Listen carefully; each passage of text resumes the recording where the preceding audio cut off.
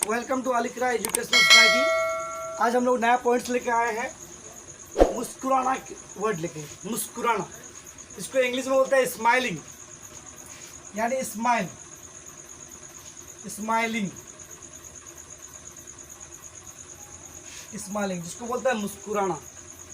ये मुस्कुराना इंसान के लिए बहुत ही ज़रूरी है और डॉक्टर कहता है कि मुस्कुराना दवा है।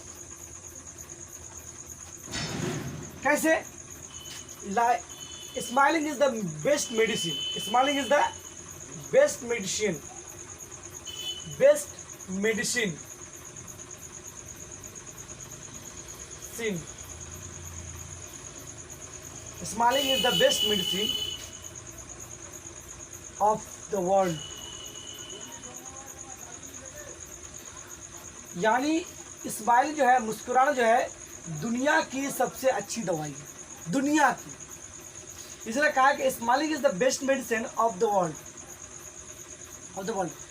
सो keep smiling please, so keep smile, smile please.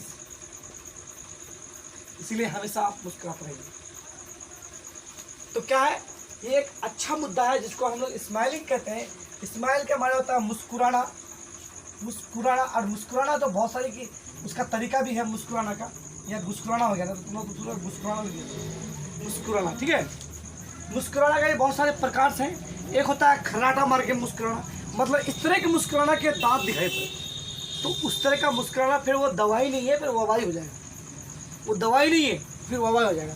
लेकिन कभी कभी क्या मुस्कुराना, बहुत सारे डॉक्टर कहते हैं अगर उस तरह का भी मुस्कुराते हैं आप कभी कभी, तो वो भी बहुत ज़रूरी है, क्योंकि वो एक्सरसाइज का काम आता है। तो हमेशा ज़िंदगी में, लाइफ में मुस्कुराते रहिए। इसलिए smiling is the best medicine in the world, या of the world. So keep smiling please. हमेशा मुस्कुराते रहिए, चाहे कितने टेंशन आए आपके साथ आए, तो मुस्कुराते रहिए। ये दुनिया की सबसे अच्छी दवाई है मुस्कुराना। आप खुश रहेंगे, आपके अंदर दुख भी है, खुश रहेंगे, तो सामने वाला को सोचेगा कि ये बंदा हमेशा मुस्कुराते रहा, आखिर इसकी राज क्या है, इसकी राज क्या है।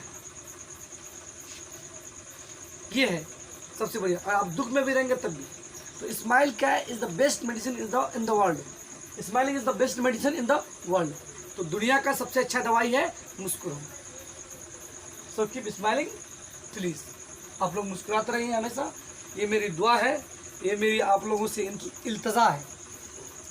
चलते हैं हम लोग इस पॉइंट को लेते हुए आगे बढ़ते हैं। मैथमेटिक्स के 6 पॉइंट कितना एक्सरसाइज 6.3 का 1-2 कल पढ़ चुके थे। आज हम लोग पढ़ेंगे तीसरा नंबर, एक्सरसाइज 6.3 का तीसरा नंबर, जो ट्रायंगल चैप्टर का है, त्रिभुज चैप्टर का है। क्या कह रहा है कि समलंब चतुर्भुज ABCD में जिसमें AB समांतर DC है कि विकर्ण AC और BD परस्पर O पर प्रतिशत करते हैं, तो दो त्रिभुज की समरूपता कसौटी का प्रयोग करते हुए दर्शाइए कि OA बराबर OC बराबर OB बराबर OD। ये बात प्रूव करने बोला आपको। तो क्या बोला है, समलंब चतुर्भुज। समलंब चतुर्भुज होता है इस तरह, देख लीजिए, इसका एक भुजा दूसरा भुजा के क्या होता है, समांतर होता है। अगर इसको A मान लेते हैं, इसको B मान लेते हैं, इसको हम अगर C मान लेते हैं, इसको D मान लेते हैं, तो AC विकर्ण हो गया, BD विकर्ण हो गया, और वो किस पर प्रतिष्ठित कर रहा है, O पर प्रतिष्ठित कर रहा है। तो हमको प्रूफ करने बोला OA बाई OC, यानी ये OA बाई OC बराबर हमको क्या प्रूफ करने वाला, OB बाई OD। बहुत आसान है। तो इसमें कंस्ट्रक्शन करना होगा, रचना करना होगा। इसको आप इस तरह क्या कर दिए, रचना कर दिए, ठीक है। इस एंगल से अगर आप रचना कर देंगे, इसको E मान लीजिए, तो आपको प्रूफ करने में आसानी हो जाएगा, ठीक है। तो सबसे पहले आप लिख दीजिए गिवन में क्या है दिया हुआ, जो दिया हुआ उसको लिख दीजिए। गिवन में क्या दिया हुआ, समलंब चतुर्भुज, समलंब चतुर्भुज ABCD में। देखिए बहुत ही आसान क्वेश्चन है, थोड़ा कॉन्सेंट्रेट करना होगा आपको। और मैथमेटिक्स के लिए बहुत ही इंपॉर्टेंट चीज़ है रिवीजन। आप अगर रिवीजन करते हैं तो आपको कहीं पर मैथमेटिक्स में दिक्कत नहीं होगा। तो revision is the most important. बार बार मैं आपको याद दिला रहा हूँ कि रिवीजन आप कहीं मत छोड़िए, मैथमेटिक्स के लिए खास करके। तो गिवन में दिया हुआ समलंब चतुर्भुज ABCD में, और बोला है ABCD में क्या दिया हुआ है, जिसमें क्या बोला है, AB समांतर, जिसमें ए बी समांतर क्या है, सी डी या डी सी, दोनों बात हुई है। ए बी समांतर क्या है, डी सी दिया हुआ है, सी डी दिया हुआ है, और ए सी विकर्ण ए सी कोमा बी डी विकर्ण किस पर, ओ पर क्या करता है, प्रतिच्छेद करता है। जो लिखा हुआ उसको लिख देना अच्छा बात, प्रतिच्छेद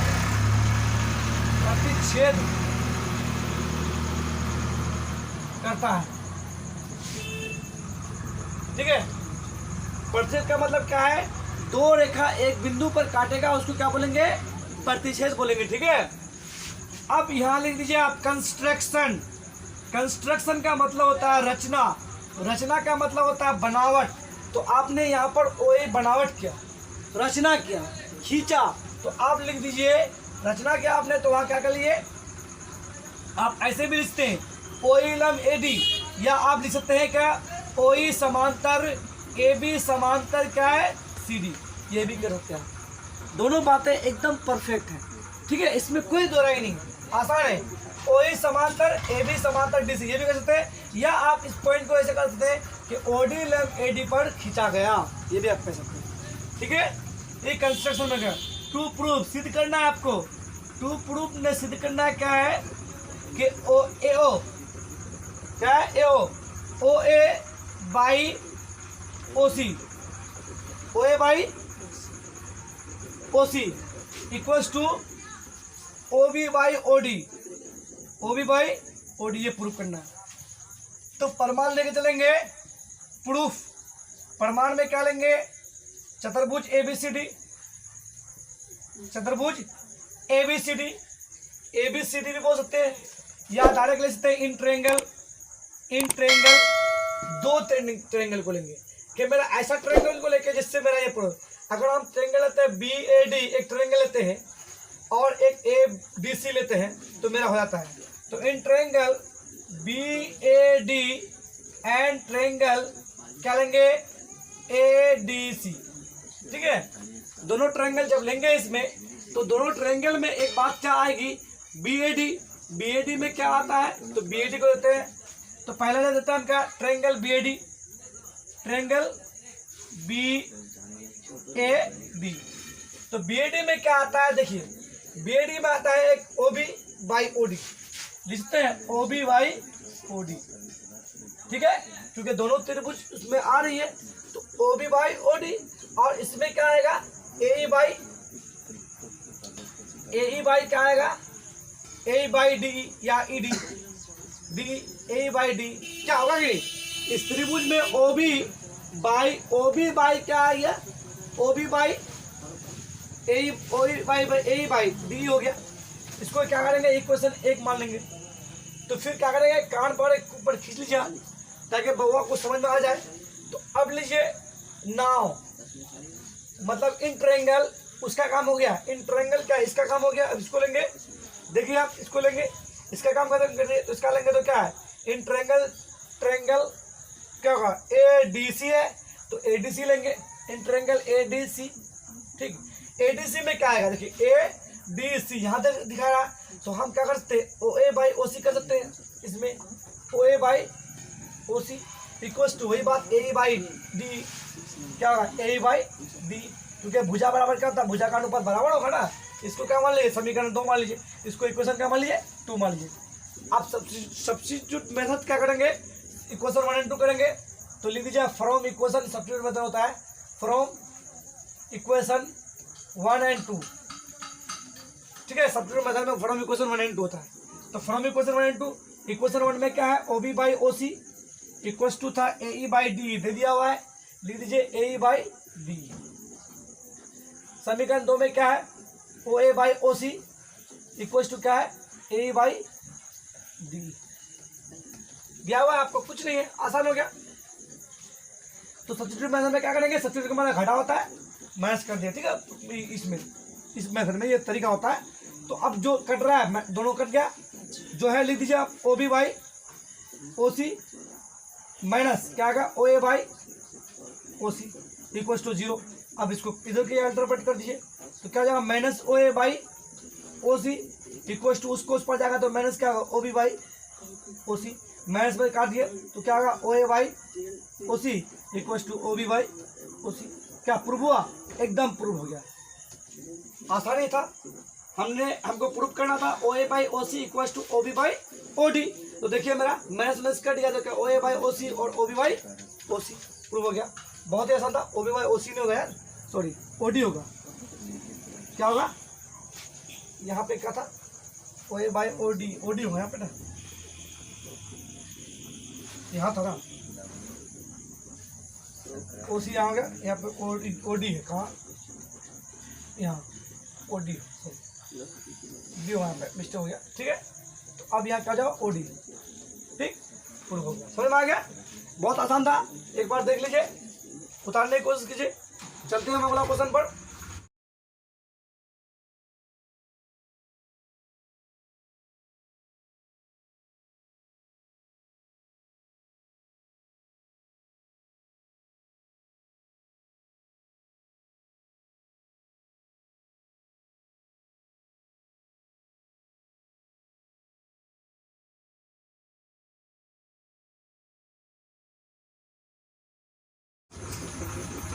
अब क्वेश्चन पढ़ते हैं। आकृति दिया हुआ है में क्यू आर बटे क्यू एस, क्यू आर बटे क्यू एस, यानी ये बुझा बराबर है। ठीक है, by Q T by Q P, ठीक है, बराबर है तथा कोण 1 और कोण 2 बराबर है। तो दर्शाइए कि त्रिभुज पी क्यू एस समरूप त्रिभुज टी क्यू आर, यानी त्रिभुज टी क्यू एस, ये त्रिभुज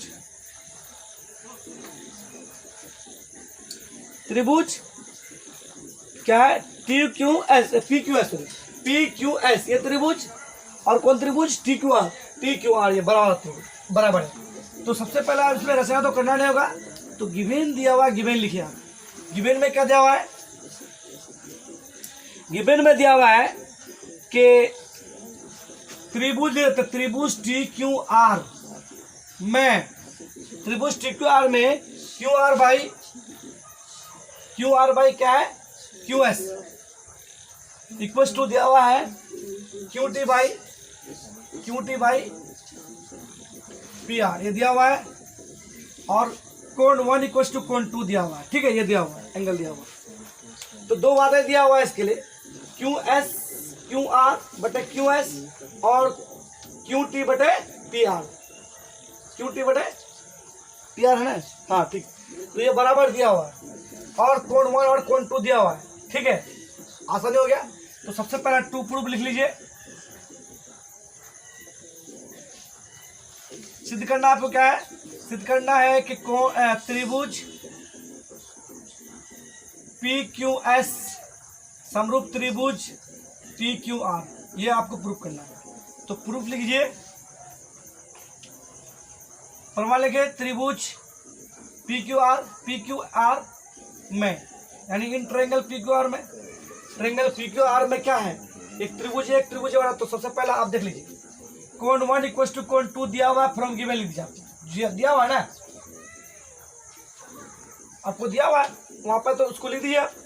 उसके बाद दूसरी बात एक दिया हुआ है, कौन 2 चीज कि कोण क्यू आर बटे क्यू एस, ये भी आपका दिया हुआ है, तो उसको लिखिएगा ना। ये भी तो बहुत दमदार पॉइंट है ना, इसको भी लिख दिया फ्रॉम गिवन, ये भी दे दिए। ठीक है, ये भी ले लिए। और एक मजेदार वाला पॉइंट जो है, कोण क्यू इक्वल टू कोण क्यू, क्या आएगा? कॉमन आ जाएगा, दोनों त्रिभुज के लिए कॉमन आएगा नहीं? कोण टी क्यू आर और पी क्यू एस दोनों के लिए क्या कोण क्या कर रहा है? 1 क्या कर रहा है? कॉमन कर रहा है।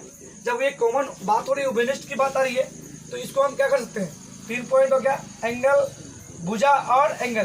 तो हम लिखते हैं एंगल ए मतलब एंगल साइड भुजा। तो इसको कसौटी से क्या करेंगे आप? कसौटी तो लिखना होगा ना, एंगल साइड यानी ए से एंगल साइड एंगल हो गया, ये दूसरा साइड भुजा हो गया, दूसरा एंगल भी हो गया। इस तीनों तरीके से मेरा क्या होगा? इसीलिए कहा त्रिभुज का पी क्यू एस समरूप त्रिभुज क्या हो जाएगा? P Q R proof. क्या होगा कि नहीं? 3 पॉइंट आ गया। तो एंगल भी दो एंगल बराबर है और एक भुजा बराबर है, तो एंगल साइड दोनों तरीके से ये क्या हो गया, ये समरूप त्रिभुज हो गया। बहुत ही आसान था, कुछ नहीं था। ठीक है, तो खुश रहिए, आबाद रहिए, जहाँ भी रहिए।